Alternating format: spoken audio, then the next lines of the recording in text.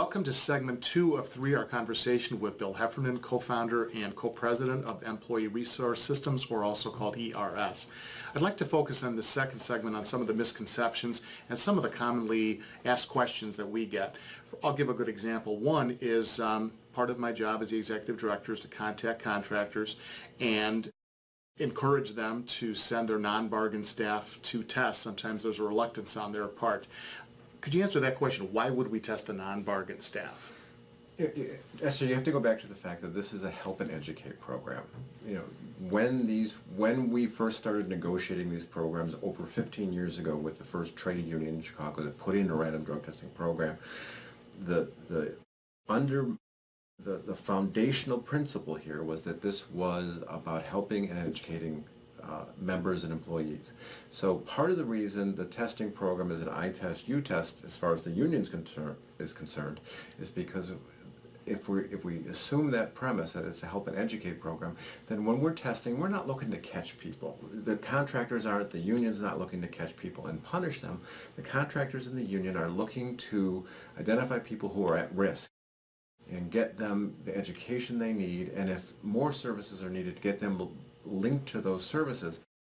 In some cases, and if you remember, we recently did a newsletter about where a member of one of the locals talked about his recovery, and that what led to his getting into recovery was the fact that he tested positive. Mm-hmm. And having tested positive ended up being something that was fundamental to his having a better life. Right. He tested positive, he came in for an evaluation, he got the help he needed, and now he has a relationship with his family, his kids talk to him again, he's successful at work, and all of those things happened because he got the help he needed.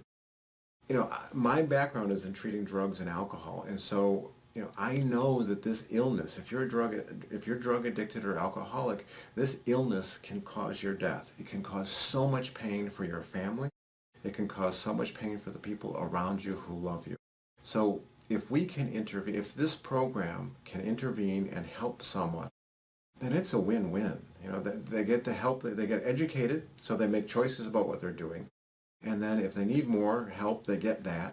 And ultimately, this can lead them to have a much more fulfilling, much more satisfying, and a better life. Right, and from a safety perspective also, we are dealing with people, particularly on the rank and file side, where they're exposed to a lot of hazards, they're using torches, they're on high levels. We also want to make sure that we're controlling as best we can the safe environment, not only for them to not hurt themselves, but others. The other part that I always mention to the contractors is we've made an enormous investment in these people, particularly the journeymen who've been trained through the program. Contractors and the union both jointly invest in that program.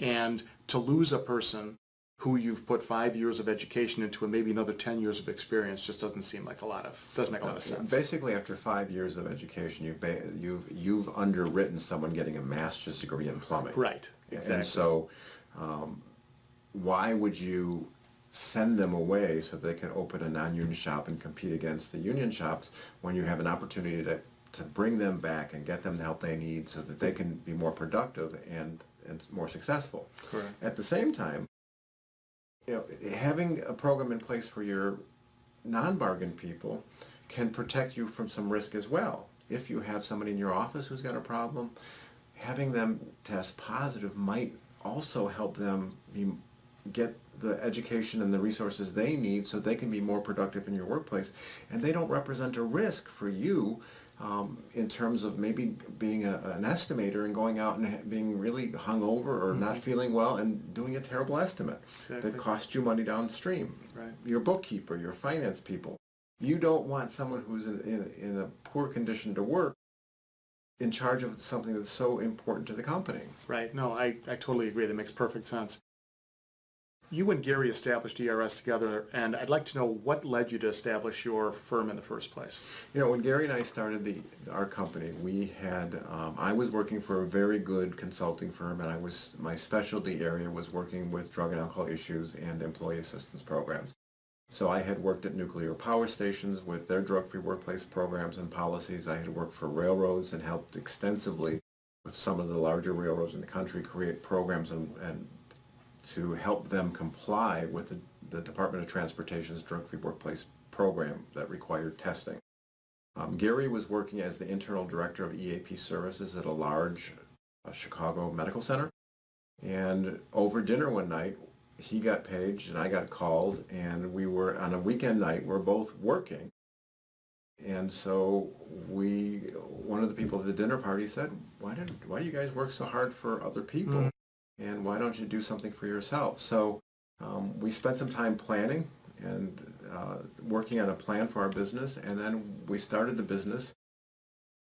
Gary was approached by someone that he knew who said, I'd like you to be my EAP, but I don't want to buy it through the medical center. I want you to do it for me directly. That created the platform for us to step off and to start the company. And we started in 1993 with one client, and now we have about 200 in Chicago and across the country, and we've worked with people in other countries as well. We recently had a contractor who had a death in the family, and his daughter was studying abroad, and we arranged for her to see a counselor in the country where she was studying so that she could get the support she needed as she dealt with the loss of a family member. Which brings me kind of to my last question. Mental health in terms of its acceptance in society, have you seen any changes, and what's your view going forward? It's gotten much better. It really has gotten better, but we're not there yet. There are still people who suffer with depression who don't know that they're suffering with depression. One of the common things that happens for us is we get referrals from people who say, I want this person to go to anger management counseling or anger management program. And one of the symptoms of depression in men in their 40s and 50s is anger and hostility. So one of my reactions is always, let us do an assessment. Let's figure out what's going on. Before we send some guy to anger management, that's going to just make them madder. Let's figure out whether or not maybe there's some underlying depression or there are other concerns. So we'll do an assessment. We'll figure out what's going on. And then get that person connected to the right resource. We've gotten much better. But there's still some opportunity for people to feel, okay, I have this condition and I'm doing things I need to do to get better, and that's okay. Gotcha. This concludes segment 2 of 3. We'll be back with Bill Heffernan shortly. Thank you.